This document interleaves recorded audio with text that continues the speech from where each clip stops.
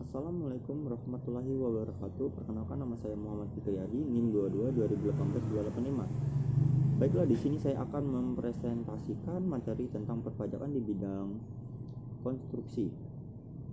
Ya, langsung saja saya akan menjelaskan materi jasa konstruksi secara umum.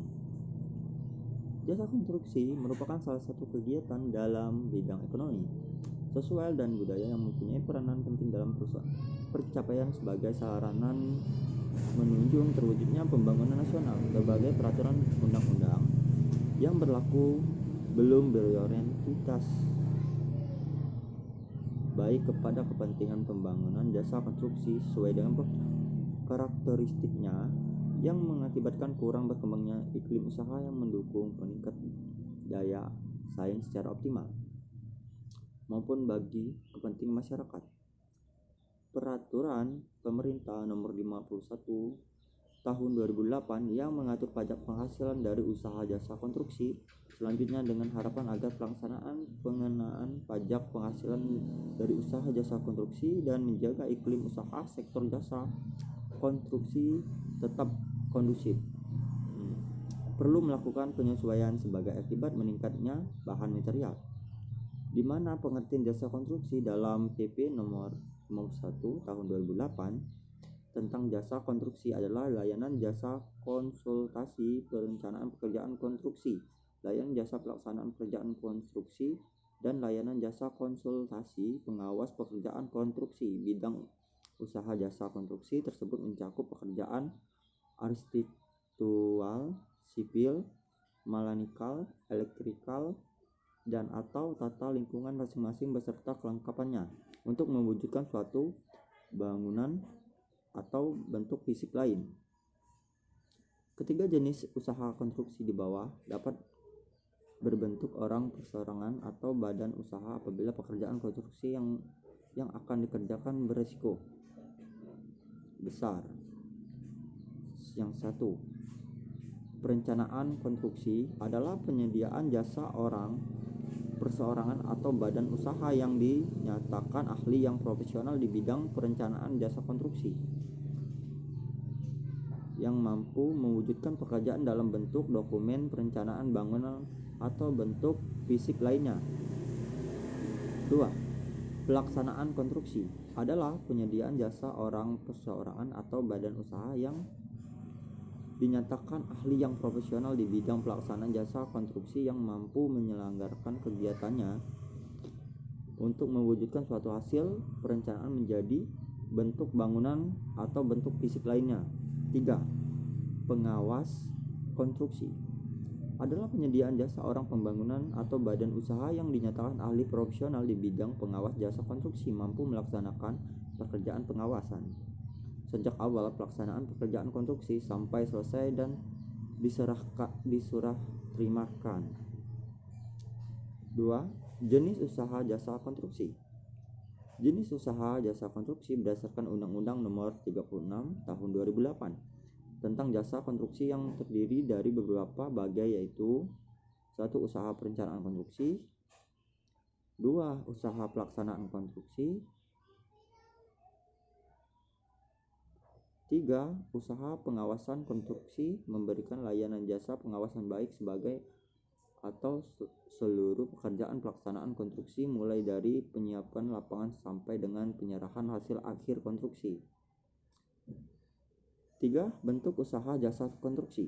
Bentuk usaha jasa konstruksi berdasarkan Undang-Undang tentang Jasa Konstruksi dapat berbentuk perseorangan atau badan usaha. Bentuk usaha yang dilakukan oleh orang perseorangan selaku pelaksanaan konstruksi hanya dapat melaksanakan pekerjaan konstruksi yang beresiko kecil dan menengah.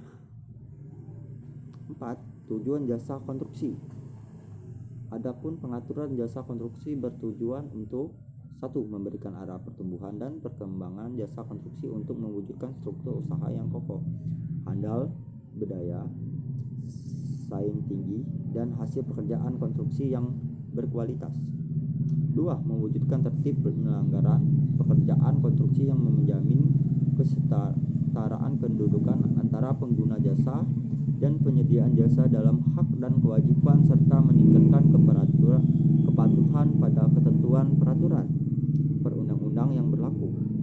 3. Mewujudkan meningkatkan peran masyarakat di bidang jasa konstruksi. 4. Jenis dan badan usaha konstruksi. Penghasilan perusahaan jasa konstruksi. Dalam menjalankan usahanya, perusahaan konstruksi selain memperoleh penghasilan dari menyediakan jasa konstruksi baik berupa jasa perencanaan konstruksi, jasa pelaksanaan konstruksi maupun jasa pengawas konstruksi. Perusahaan konstruksi juga mungkin memperoleh penghasilan lain di luar usaha. Penghasilan dari usaha jasa konstruksi.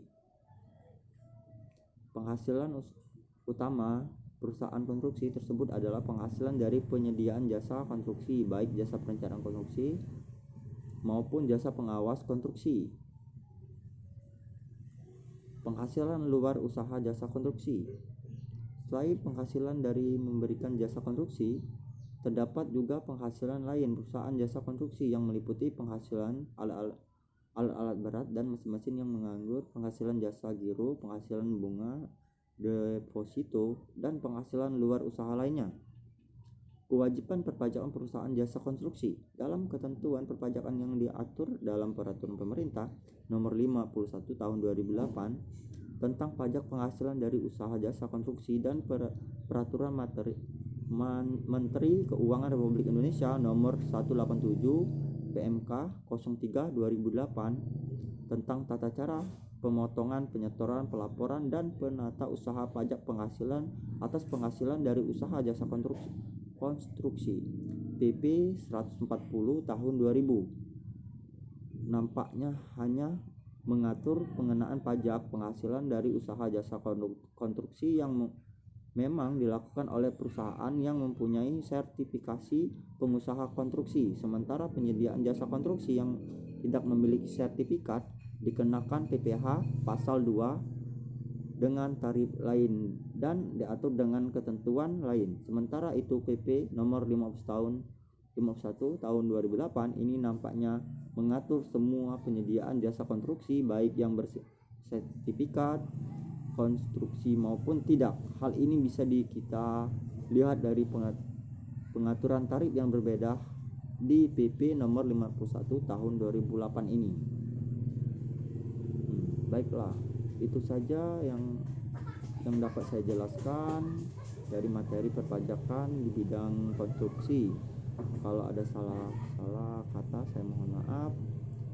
Wassalamualaikum warahmatullahi wabarakatuh.